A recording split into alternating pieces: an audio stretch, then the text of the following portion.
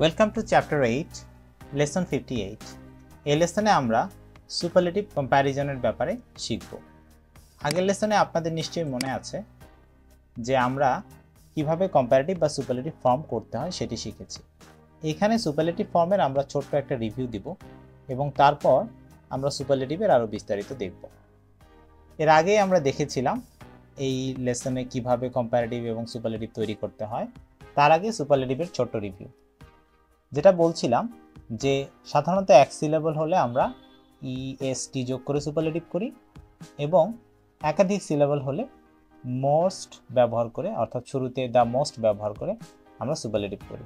কিছু irregular adjective আছে যাদের ক্ষেত্রে আমরা ব্যবহার করি একেবারে অন্যরকম ফর্ম, সেগুলোকে আমরা ইরেগুলার অ্যাডজেক্টিভ বলি। যেমন গুডের জন্য সুপারলেটিভ ফর্ম বেস্ট, ব্যাডের জন্য সুপারলেটিভ ফর্ম ওয়ার্স্ট, ফারের জন্য সুপারলেটিভ ফর্ম ফার্দেস্ট। সো একেবারেই আলাদা। এবার প্রশ্ন হচ্ছে যে এদের জন্য আমরা যেটা শিখেছিলাম, যদি এক সিলেবল হয় তাহলে ইয়ার ইএসটি, একাধিক সিলেবল হলে মোর মোস্ট। তো লক্ষণীয় বিষয়, যদি আমরা দেখি কোনো কোনো ক্ষেত্রে দুই সিলেবল আছে কিন্তু শেষে ওয়াই আছে, তাদের জন্য আমরা মোর মোস্ট ব্যবহার না করে আমরা ব্যবহার করি ইয়ার ইএসটি, অর্থাৎ ইজিয়ার ইজিয়েস্ট, হ্যাপিয়ার হ্যাপিয়েস্ট। যদি লাস্ট লেটার ওয়াই থাকে তাহলে ওয়াই এর পরিবর্তে আমরা আই ব্যবহার করি। এই ছিল গত লেসন থেকে শেখা ছোট্ট review.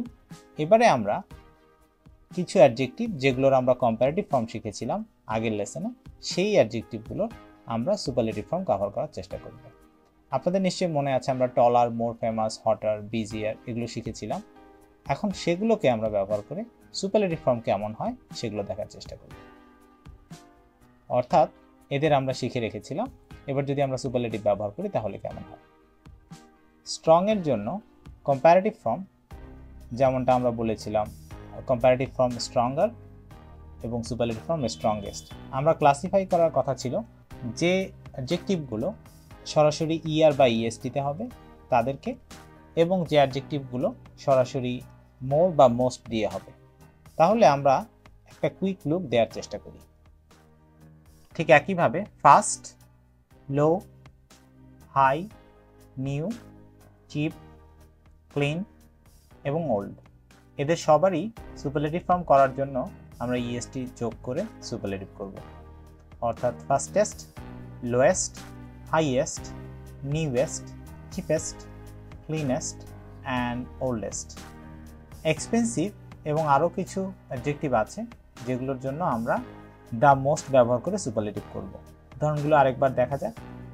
Interesting, modern, comfortable, difficult, careful, important and crowded।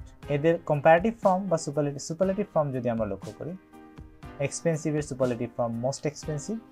সেন্টেন্সে ব্যবহার করতে গেলে আমাদের বলতে হবে the most expensive, the most modern, the most interesting, the most comfortable, the most careful, the most difficult, the most important and the most crowded. এরপরে আমরা দেখব সুপারলেটিভ ফর্মগুলো বাম দিকের কীরকম হয়। টলের জন্য সুপারলেটিভ ফর্ম টলেস্ট, কারণ এটি এক সিলেবেলের, সেটা আমরা আরেকবার রিভিউ দিব। আগে এদের সুপারলেটিভ ফর্মগুলো দেখে নিই। Most famous, hottest, busiest, most interesting, most friendly, oldest, thinnest. এখানে লক্ষণীয় বিষয় হলো টলের জন্য কিংবা ওল্ডের জন্য আমরা যে সুপারলেটিভ ব্যবহার করেছি শুধুমাত্র ইএসটি যোগ করে দিয়েছি। ফেমাস, ইন্টারেস্টিং এবং ফ্রেন্ডলি এদের জন্য যে সুপারলেটিভ ব্যবহার করেছি তার আগে আমরা মোস্ট ব্যবহার করেছি, কারণ একাধিক সিলেবল বা একবারে ফেমাস, ইন্টারেস্টিং বা ফ্রেন্ডলি শব্দকে একবারেই উচ্চারণ করা যায় না, ভেঙে উচ্চারিত হয়। এরপর বিজি শব্দটির সুপারলেটিভ ফর্ম ব্যবহার করার জন্য আমরা যেটা করেছি, যদিও একাধিক সিলেবল বিজি, তারপরও আমরা শেষে ওয়াই থাকার কারণে এর সুপারলেটিভ ফর্ম ব্যবহার করেছি বিজিয়েস্ট।